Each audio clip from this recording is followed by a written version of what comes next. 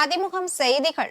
இன்றைய முக்கிய நிகழ்வுகளை பார்ப்பதற்கு முன்பாக தலைப்பு செய்திகளை பார்க்கலாம். மும்மொழி கொள்கையை திசை திருப்பவே அமலாக்கத்துறை சோதனை, துணை முதலமைச்சர் உதயநிதி ஸ்டாலின் காட்டம். தமிழ்நாடு பட்ஜெட் தாக்கலை நேரலை செய்ய திட்டம், தமிழக அரசு அறிவிப்பு. தமிழகத்தில் 4769 கோடி மதிப்பீட்டில் ரயில்வே சாலை மேம்பாலங்கள், ஒன்றிய அமைச்சர் அஸ்வினி வைஷ்ணவ் ஒப்புதல். எரிவாயு நிறுவனங்களின் நவீன இந்தி திணிப்பு, பாமக தலைவர் அன்புமணி ராமதாஸ் கண்டனம்.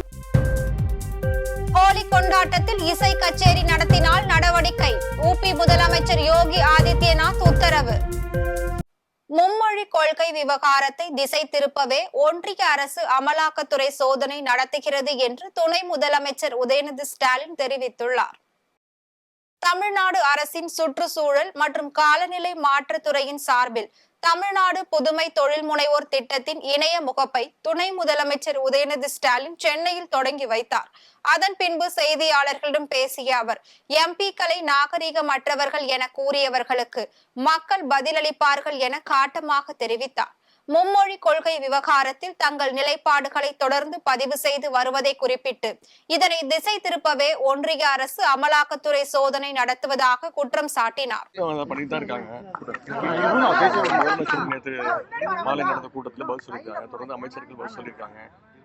ஒன்றிய அரசுடைய இது அவங்களோட பேட்டர்ன். இது நம்ம தமிழ்நாட்டையும் பெரியாரையும் இழிவுபடுத்துறது அவங்க ஒரு கொள்கை மூலமாக எடுத்து செய்யறாங்க.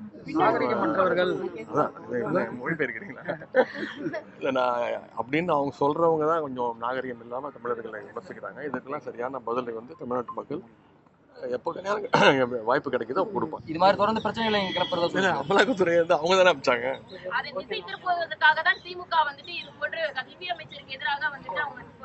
இது கிட்டத்தட்ட 15-20 நாளா போயிட்டு இருக்கிற விஷயம். கிட்டத்தட்ட 3 மாசமா இந்த கடித போக்குவரத்து எல்லாம் நடந்துட்டு இருக்கு. நாங்க அப்ப ஒத்துக்கல, கமிட்டி போட்டிருக்கோம்னு சொல்லியிருக்கிறோம். காசு கொடுன்னு கிட்டத்தட்ட 3 மாசமா ஆர்ப்பாட்டம் பண்ணியிருக்கோம், போராட்டம் பண்ணியிருக்கோம். நேற்று தலைவர் அவர்கள் போராட்ட கூட்டத்தில் பேசியிருக்கிறாரு. அவங்க தான் இது திசை திருப்புறாங்க. கண்டிப்பா சமாளிச்சிடும். இல்ல அதான் இப்ப அனைத்து மற்ற மாநில முதலமைச்சர்கள், எதிர்கட்சி தலைவர்கள், மூத்த தலைவர்களுக்கெல்லாம் தலைவர் அழைப்பு விடுத்திருக்கிறாங்க. 22ஆம் தேதி சென்னையில் மிகப்பெரிய ஒரு ஆலோசனை கூட்டத்தை நடத்திருக்கிறாங்க. அதன் பிறகு முதலமைச்சர் சென்னையில் தமிழ்நாடு பட்ஜெட் நேரலை செய்யப்பட உள்ள 100 இடங்களின் பட்டியல் வெளியீடு செய்யப்பட்டுள்ளது. தமிழ்நாடு அரசின் நடப்பாண்டின் நிதிநிலை அறிக்கையினை தமிழ்நாடு சட்டமன்றத்தில் நாளை தாக்கல் செய்யப்பட உள்ளது. இந்நிலையில் பட்ஜெட் தாக்கல் குறித்து பொதுமக்கள் அறிந்து கொள்ளும் வகையில் சென்னையில் 100க்கும் மேற்பட்ட இடங்களில் நேரலை செய்யப்படும் என சென்னை மாநகராட்சி அறிவித்துள்ளது. இது தொடர்பாக மாநகராட்சி வெளியிடப்பட்டுள்ள செய்தி குறிப்பில், பெருநகர சென்னை மாநகராட்சிக்கு உட்பட்ட சென்ட்ரல் ரயில் நிலையம் முதல் திருவான்மையூர் கடற்கரை உள்ளிட்ட 100 இடங்களில் நாளை பட்ஜெட் தாக்கலையும் மார்ச் 15ஆம் தேதி வேளாண் நிதிநிலை அறிக்கையும் ஒளிபரப்பு செய்யப்படும் என அறிவித்துள்ளது. தமிழகத்தில் 4769 கோடி மதிப்பீட்டில் ரயில்வே சாலை மேம்பாலங்கள், சாலை கீழ்ப்பாலங்களுக்கு ஒன்றிய அமைச்சர் அஸ்வினி வைஷ்ணவ் ஒப்புதல் அளித்துள்ளார். நாடாளுமன்றத்தில் நேற்று நாமக்கல் தொகுதி திமுக உறுப்பினர் VS மாதேஸ்வரன் எழுப்பியிருந்த கேள்விக்கு ஒன்றிய ரயில்வே துறை அமைச்சர் அஸ்வினி வைஷ்ணவ் எழுத்துப்பூர்வமாக பதில் அளித்துள்ளார். அதில் தமிழ்நாட்டில் 250 சாலை மேம்பாலங்கள் மற்றும் கீழ்ப்பாலம் அமைக்கும் பணிகளுக்காக 4769 கோடி ரூபாய்க்கு ஒப்புதல் அளித்துள்ளதாக தெரிவித்துள்ளார். மேலும் நிலம் கையகப்படுத்துவதில் தாமதம் ஏற்பட்டதன் காரணமாக பணிகள் நிறுத்தப்பட்டிருந்ததாகவும் விளக்கம் அளித்துள்ளார். எரிவாயு நிறுவனங்களின் நவீன இந்தி திணிப்பு கண்டிக்கத்தக்கது என பாமக தலைவர் அன்புமணி ராமதாஸ் குற்றம் சாட்டியுள்ளார். தமிழ்நாட்டில் வணிகம் செய்யும் சமையல் எரிவாயு, இண்டேன், பாரத் கேஸ், இந்துஸ்தான் பெட்ரோலிய நிறுவனம் ஆகியவற்றின் வாடிக்கையாளர்கள் சேவை மையத்தை தொடர்பு கொண்டு பேசும் போதெல்லாம் இந்தியில் மட்டுமே பதிலளிக்கப்படுவது கண்டிக்கத்தக்கது என்றும் இதுவும் ஒரு நவீன இந்தி திணிப்பு என பாமக தலைவர் அன்புமணி ராமதாஸ் குற்றம் சாட்டியுள்ளார். இது தொடர்பாக அவர் வெளியிட்டுள்ள கண்டன அறிக்கையில், சமையல் எரிவாயு நிறுவனங்களின் மக்கள் தொடர்பு சேவையில் புகார் அளிக்க தொடர்பு கொண்டால் பிற மொழிகள் இருந்தாலும் கூட இந்தியில் மட்டுமே பதில் அளிக்கப்படுவதாக குற்றம் சாட்டியுள்ளார். மேலும் தமிழில் உரையாடலை தேர்வு செய்தால் தொடர்பு துண்டிக்கப்படுவதை சுட்டிக்காட்டி இது திட்டமிட்ட இந்தி திணிப்பு எனவும் தெரிவித்துள்ளார். ஹோலி பண்டிகை கொண்டாட்டத்தில் அதிக ஒலி எழுப்பினால் கடும் நடவடிக்கை எடுக்கப்படும் என அமைச்சர் யோகி ஆதித்யநாத் எச்சரிக்கை விடுத்துள்ளார். வட மாநிலங்களில் நாளை ஹோலி பண்டிகை கோலாகலமாக கொண்டாடப்பட உள்ளது. இந்நிலையில் அரசு விருந்தினர் மாளிகையில் வளர்ச்சி திட்டங்கள் மற்றும் சட்டம் ஒழுங்கு பிரச்சனைகள் குறித்து உத்தரப்பிரதேச மாநில முதலமைச்சர் யோகி ஆதித்யநாத் ஆய்வு செய்தார். அதன் பின்பு ஹோலி கொண்டாட்டங்களின் போது டிஜே நிகழ்ச்சிகள் நடத்துவதை தடுக்க வேண்டும் எனவும் அசம்பாவிதங்களை தடுக்க கடுமையான நடவடிக்கை எடுக்க வேண்டும் என அதிகாரிகளுக்கு உத்தரவிட்டுள்ளார். மேலும் கால்நடைகள் கடத்தி செல்லும் கடத்தல்காரர்கள் மற்றும் அதற்கு உடந்தையாக உள்ள காவல்துறையினர் மீதும் கடுமையான நடவடிக்கை எடுக்கப்படும் என்று எச்சரிக்கை விடுத்துள்ளார். அரியலூர் தொகுதி சீரமைப்பு உள்ளிட்ட ஒன்றிய அரசின் நிலைப்பாட்டை கண்டித்து திமுக சார்பில் கண்டன பொதுக்கூட்டம் நடைபெற்றது. அரியலூர் அண்ணா சிலை அருகே தமிழ்நாடு போராடும், தமிழ்நாடு வெல்லும் என்ற தலைப்பில் தொகுதி மறுசீரமைப்பு, மும்மொழி கொள்கை உள்ளிட்ட ஒன்றிய அரசின் செயல்பாடுகளை கண்டித்து சட்டத்திட்ட திருத்த குழு இணை செயலாளர் சுபா சந்திரசேகர் தலைமையில் கண்டன ஆர்ப்பாட்டம் நடைபெற்றது. இதில் அரியலூர் மாவட்ட கழக செயலாளரும் போக்குவரத்து துறை அமைச்சருமான எஸ். சிவசங்கர் கலந்து கொண்டு கண்டன உரையாற்றினார். அப்போது பேசிய அவர், மோடி தலைமையிலான பாசிச அரசாங்கம் மும்மொழி கல்விக் கொள்கை பெயரில் இந்தி திணிப்பு உள்ளிட்ட பல்வேறு திட்டங்களை செயல்படுத்தி தமிழகத்தின் உரிமைகளை பறிப்பதற்கு பல்வேறு நடவடிக்கைகளை மேற்கொண்டு வருவதாக குற்றம் சாட்டினார். மேலும் பேசிய அவர், தென் மாநிலங்களின் வருமானத்தை வைத்து வட மாநிலங்களுக்கு கொடுத்து விடலாம் என்ற நோக்கில் செயல்படுவதாகவும் விமர்சித்துள்ளார். இந்த இந்தியை இதே போல ஒன்றிய அரசாங்கம் திணித்த போது அதை எதிர்த்து முதல் குரல் கொடுத்தது தமிழ்நாடு. என்ன சொன்னோம்னா, ஆங்கிலேயர்கள் காலத்திலேயே அதை எதிர்த்து குரல் கொடுத்தது தமிழ்நாடு திராவிட இயக்கம். அப்படி நாம் தொடர்ந்து இந்தியை உள்ளே விடாமல் இருந்த காரணத்தினால்தான் இன்றைக்கு நம்முடைய தாய்மொழி தமிழ் காக்கப்பட்டிருக்கிறது. தாய்மொழியில பேசக்கூடிய நிலையில் இருக்கிறோம். சமீபத்திலே நம்முடைய முதலமைச்சர் அவர்கள் ட்விட்டர்ல ஒரு செய்தியை போட்டார்கள். இந்தியாவில் பல்வேறு மாநிலத்தை சேர்ந்தவர்கள் தங்கள் தாய்மொழியை இழந்திருக்கிறார்கள், நான் அவர்களுக்கும் சேர்த்து குரல் கொடுக்கிறேன் என்று அந்த அழிந்து போன மொழிகளில் சிலவற்றை குறிப்பிட்ட போது நம்முடைய முதல்வருடைய அந்த ட்விட்டர் பதிவிலே வந்து பலரும் மறுமொழி பதிவு செய்கிறார்கள். ஒவ்வொருவரும் வட இந்தியாவை சேர்ந்தவர்கள்.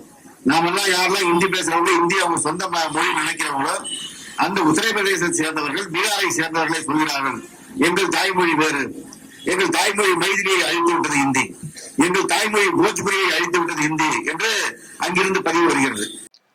திருவண்ணாமலை அருகே நாடக கலைஞரிடம் நூதன முறையில் நகை மோசடி செய்த 3 பேரை காவல்துறையினர் கைது செய்துள்ளனர்.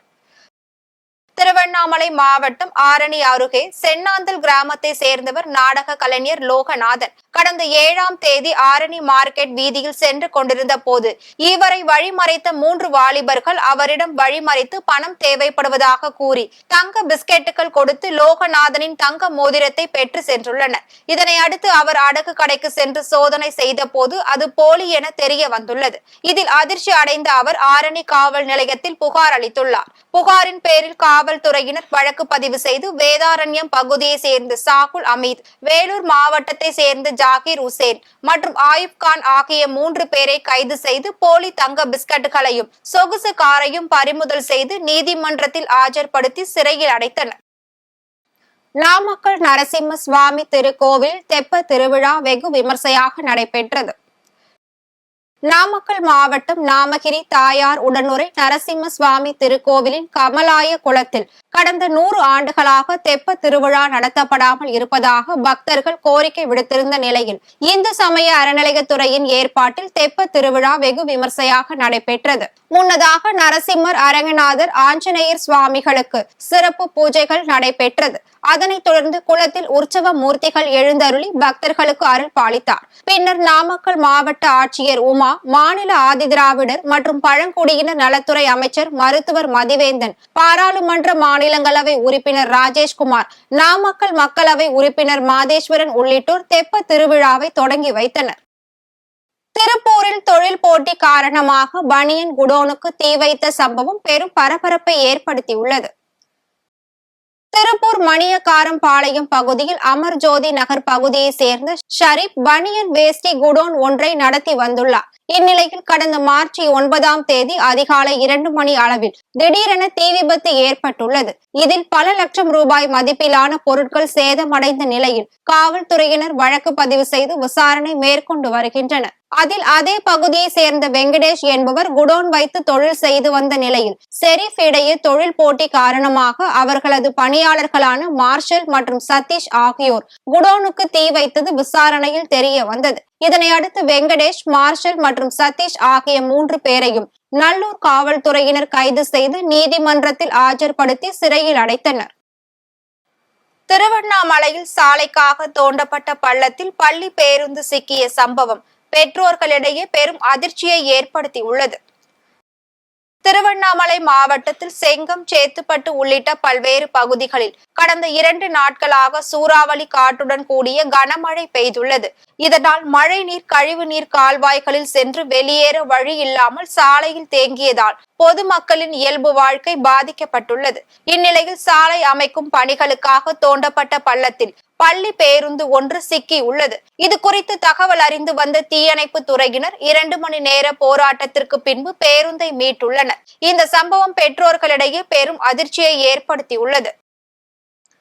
புதுக்கோட்டை மாவட்டம் ஆலங்குடி பேரூராட்சி பகுதியில் திமுக சார்பாக கண்டன பொதுக்கூட்டம் நடைபெற்றது. புதுக்கோட்டை மாவட்டம் சட்டமன்ற தொகுதிக்கு உட்பட்ட ஆலங்குடி பேரூராட்சியில் சட்டத்துறை அமைச்சர் ரகுபதி, பிற்படுத்தப்பட்ட நலத்துறை அமைச்சர் மெய்யநாதன் தலைமையில் கண்டன பொதுக்கூட்டம் நடைபெற்றது. இதில் 2000க்கும் மேற்பட்ட திமுக உறுப்பினர்கள் கலந்து கொண்டு ஒன்றிய அரசை கண்டித்து கண்டன முழக்கங்களை எழுப்பினர். அப்போது பேசிய அமைச்சர் ரகுபதி, பாசிச ஒன்றிய அரசை எதிர்த்து வெற்றி பெற வேண்டும் என்றும் முதல்வருக்கு உறுதுணையாக நின்று வருகின்ற 2026ஆம் ஆண்டு சட்டமன்ற தேர்தலில் வெற்றி பெறுவோம் என தெரிவித்துள்ளார். தமிழகத்தில் தங்கம் விலை கடந்த சில தினங்களாக உயர்ந்து வரும் நிலையில் இன்றும் தங்கம் விலை அதிரடியாக உயர்ந்துள்ளது. இதனால் பொதுமக்கள் பெரும் அச்சம் அடைந்துள்ளனர். சென்னையில் 22 கேரட் ஆபரண தங்கத்தின் விலை சவரனுக்கு 440 ரூபாய் அதிகரித்து 64,960 ரூபாய்க்கு விற்பனை செய்யப்படுகிறது. ஆபரண தங்கம் கிராமிற்கு 55 ரூபாய் அதிகரித்து 8,120 ரூபாய்க்கு விற்பனை செய்யப்படுகிறது. வெள்ளியின் விலை கிராமிற்கு 1 ரூபாய் அதிகரித்து 110 ரூபாய்க்கும், 1 கிலோ வெள்ளியின் விலை 1,10,000 ரூபாய்க்கும் விற்பனை செய்யப்படுகிறது. பாகிஸ்தானில் பலூச் அமைப்பினரால் கடத்தப்பட்ட ரயிலில் இருந்து பணைய கைதிகள் அனைவரும் மீட்கப்பட்ட நிலையில் 20 ராணுவ வீரர்கள் உயிரிழந்துள்ளனர். தென்மேற்கு பாகிஸ்தானின் பலுசிஸ்தான் மாகாணத்தில் உள்ள குவேட்டாவில் இருந்து கைபர் பக்துன்குவாவில் உள்ள பெஷவாருக்கு சென்று கொண்டிருந்த ஜாஃபர் எக்ஸ்பிரஸ் ரயிலை கிளர்ச்சியாளர்கள் வெடிபொருளை வைத்து வெடிக்க செய்து துப்பாக்கிச் சூடு நடத்தியுள்ளனர். மேலும் பாதுகாப்பு படை வீரர்கள் உட்பட 450 பயணிகளை பிணை கைதிகளாக சிறைப்பிடித்துள்ளனர். இது குறித்து தகவல் அறிந்து வந்த பாதுகாப்பு படையினர் துப்பாக்கிச் சூடு நடத்தி பொதுமக்களை பத்திரமாக மீட்டனர். இந்த தாக்குதலில் 33 தீவிரவாதிகள் கொல்லப்பட்ட நிலையில் 21 பயணிகள் உட்பட 20 ராணுவ வீரர்கள் மற்றும் 4 துணை ராணுவ வீரர்களும் உயிரிழந்துள்ளனர். மீண்டும் தலைப்பு செய்திகள். மும்மொழி கொள்கையை திசை திருப்பவே அமலாக்கத்துறை சோதனை, துணை முதலமைச்சர் உதயநிதி ஸ்டாலின் காட்டம். தமிழ்நாடு பட்ஜெட் தாக்கலை நேரலை செய்ய திட்டம், தமிழக அரசு அறிவிப்பு. தமிழகத்தில் 4,769 கோடி மதிப்பீட்டில் ரயில்வே சாலை மேம்பாலங்கள், ஒன்றிய அமைச்சர் அஸ்வினி வைஷ்ணவ் ஒப்புதல். எரிவாயு நிறுவனங்களின் நவீன இந்தி திணிப்பு, பாமக தலைவர் அன்புமணி ராமதாஸ் கண்டனம். ஹோலி கொண்டாட்டத்தில் இசை கச்சேரி நடத்தினால் நடவடிக்கை, ஊபி முதலமைச்சர் யோகி ஆதித்யநாத் உத்தரவு. இத்துடன் செய்திகள் நிறைவடைந்தன. மீண்டும் செய்திகள் இரவு 8 மணிக்கு. மேலும் செய்திகளை தெரிந்து கொள்ள மதிமுகம் பிரைம் யூடியூப் தளத்தில் இணைந்திருங்கள்.